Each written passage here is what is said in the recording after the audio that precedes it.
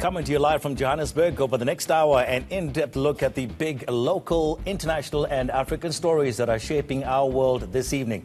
This is Tonight with Jane Dutton, and I'm Tony Ndoro.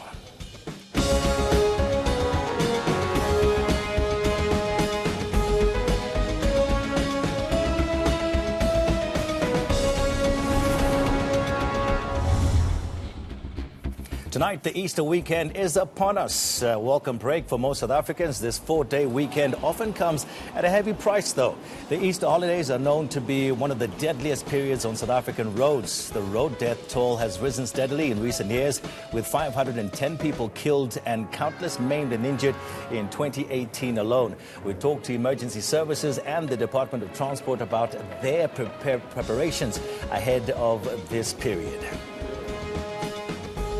KwaZulu-Natal accounts for a whopping 20.65% of registered voters, second only to Gauteng. In this regard, the province is expected to play a massive role in the upcoming elections. KZN is also important because of its incredible tourism potential, with the province expecting to rake in a whopping 1 billion rand this Easter weekend alone. And it houses the port of Durban, which is considered one of the Africa's major hubs. However, the province also faces extremely high levels of political violence. A health sector in crisis. And now, as we head into the elections, we review the state of that province.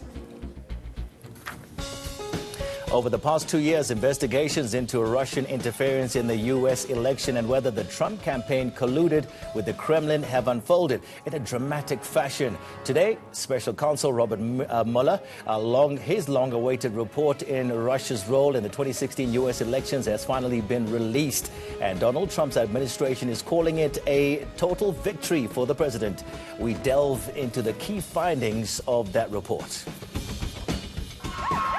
Research has found that Cyril Ramaphosa is more popular than the ANC. Some analysts have gone as far as to say that Ramaphosa has not only reignited support for the ANC, but that he may woo new voters to the party.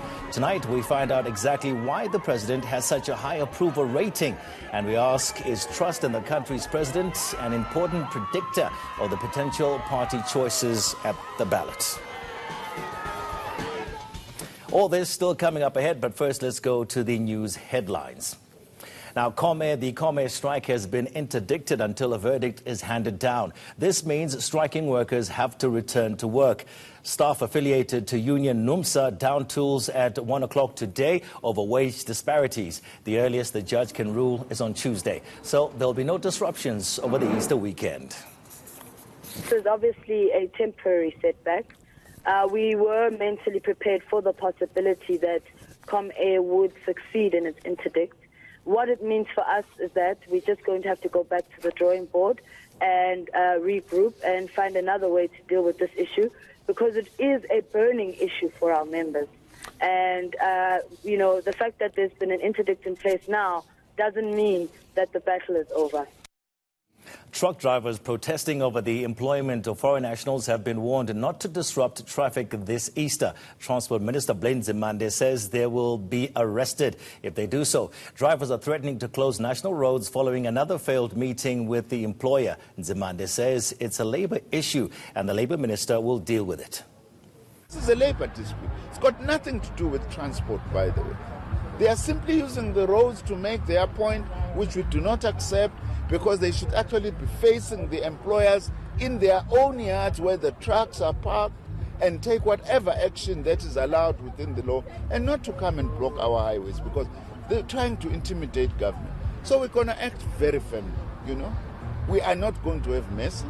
Those who are arrested must actually stay in prison over the weekend until they appear next week. And we are also going to impound the trucks, because the owners of the trucks themselves have got a responsibility to make sure that they address this labor dispute. Now, the Abatembu king could soon be a free man. That's if the president agrees to pardon him.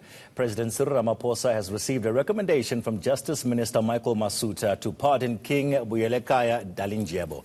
He will now study the recommendation before communicating his decision to the king. The request comes after 3 rulers in the Eastern Cape threatened Ramaphosa to release the Abatembu king or lose critical votes in next month's elections. Dalindyebo is serving a 12-year prison sentence for culpable homicide, assault, arson and kidnapping of his subjects in 1995 and 1996. The South African Human Rights Commission is launching an inquiry into the recent protests in Alexandra. Its probe will form part of a joint investigation with the public protector. Residents of the Johannesburg township earlier this month blockaded roads, calling for better services. We are expecting the city manager of the city of Johannesburg, the Director General of the Department of Human Settlements, the Head of Department of COCTA in Gauteng, as well as the Director General in the Office of the Premier in Gauteng. We are focusing on the provision of basic services, sanitation, refuse removal, water, and other socio-economic infringements that were alleged by protesters during the Alex shutdown.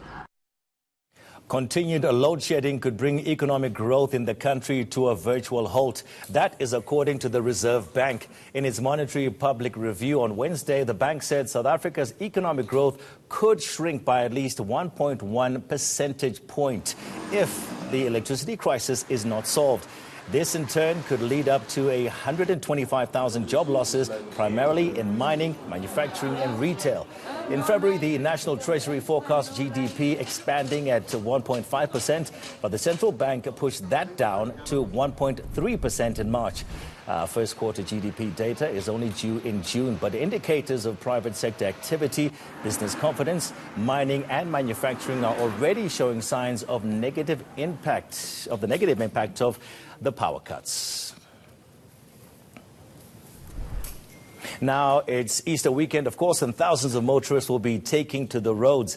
This time of year usually brings news of horrific road accidents and a spike in road deaths. 510 people died on South African roads over the Easter holidays last year, which was an increase of 14% from the previous year. Now, the question is, how do traffic officials and emergency services prepare for high traffic volumes and possible accidents over the holidays? What can you do to ensure that you have a safe journey as well? Joining me in studio to discuss this is ER24 spokesperson Russell Mary. Russell, good to see you. And also on the line, I'm joined by Transport Department spokesperson Ishmael Mnisi, who's with us telephonically. Let me start with you, Mr. Mnisi. What has the Transport Department done so far to prepare for this holiday period? Good evening. Firstly, we have ensured that we deploy our law enforcement officers in all the known 50 hazardous routes in our country, both in rural, peri-urban and urban areas, to make sure that we improve on our visibility. And secondly, we have ensured that our law enforcement officers will be working 24/7, so that even those that will be traveling at night must see the presence of our enforcement officers. And as we have started the day today, we had a lot of law enforcement activities and activations throughout the country, led by the minister and the MECs, including the mayors of various towns who have joined on these operations. We will be carrying on up until the end of the Easter weekend, where we'll ultimately give the figures on what took place. However, the major responsibility lies with all the road users, particularly our drivers and the pedestrians who are mostly affected by these crashes and fatalities on our roads. Yeah, I wanted to get to that, Ishmael, as well, because I'm surely you've put these programs in place in the past few years as well. I mean, how do you make sure that this time people actually listen to what the department is saying and, you know, they actually take responsibility for their own actions? What we have done, we have decided to tailor our messages and the focus of our enforcement into the major causes of the crashes.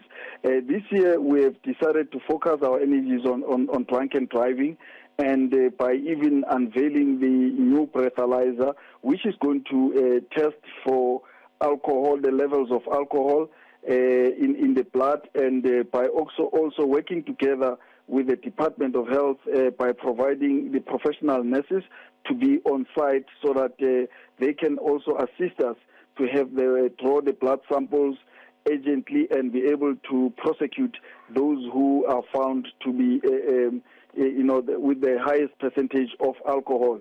And we have made sure that we increase also our communication in various mediums, both mass media-based and social media, so that there is no South African who would say they've never received a message on road safety in various platforms, and continuously calling for them to obey the rules of the road.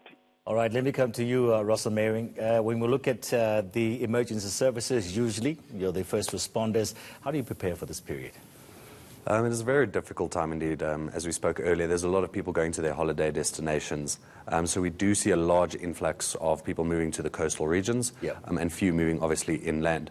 So ER24, as well as various other emergency services, do plan appropriately.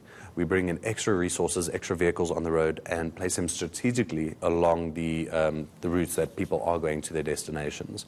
But as we said earlier, the onus is on the driver.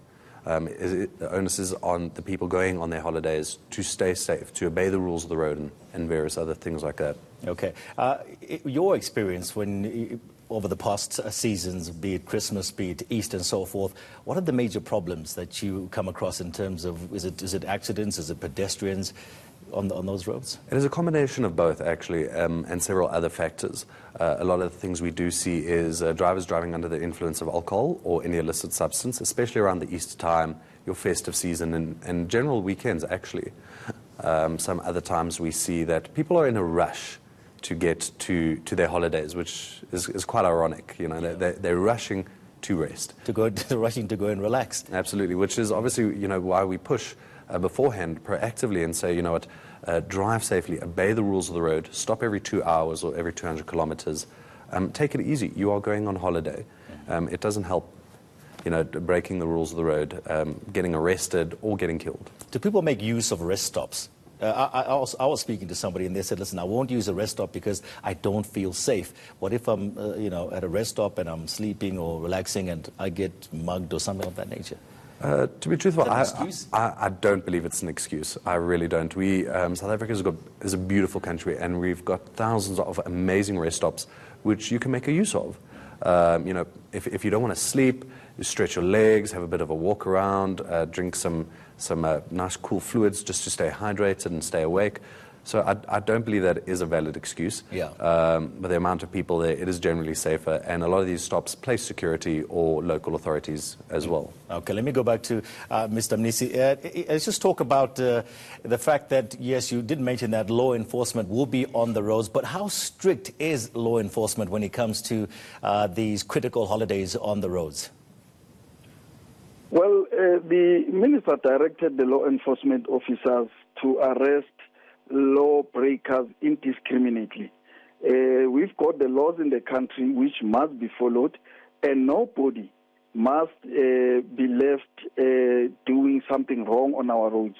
And the law enforcement officers were given that instruction to arrest everybody, including arresting some of themselves who might want to take bribes, who also might be implicated in a number of things. And I think we have seen throughout, since the beginning of the year and more, the number of law enforcement officers that also got arrested.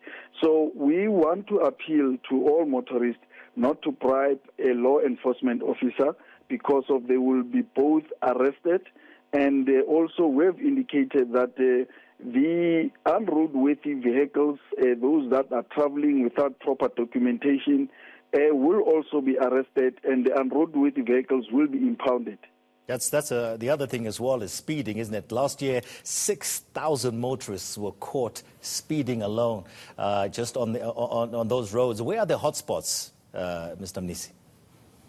Well, we'll not divulge the hotspots where we arrest those. Where you see a number of these law enforcement operations taking place, those are the hotspots. What we have done, we've made sure that we manned the routes that we know that they're getting used in the most, particularly this time, we're amending the N1 route towards Limpopo. We are amending the N1 route towards Cape Town. We're amending the N3. We're amending the N4, both towards Northwest and also in Mpumalanga.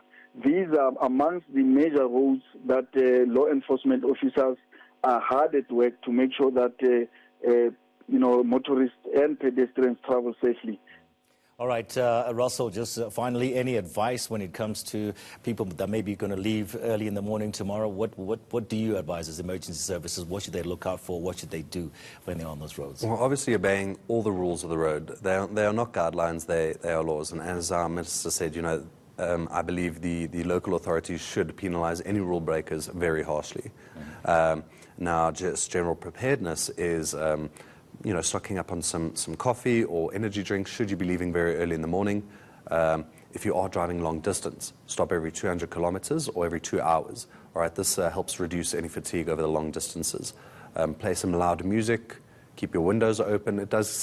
We are getting into a bit cold temperatures as we've seen, so that will hopefully help keep the drive. Absolutely. Keep you awake. The other thing that we always forget, we always talk about drunken driving and so forth, but one of the key problems is obviously being distracted by the phone, the kids, activity within the vehicle as well.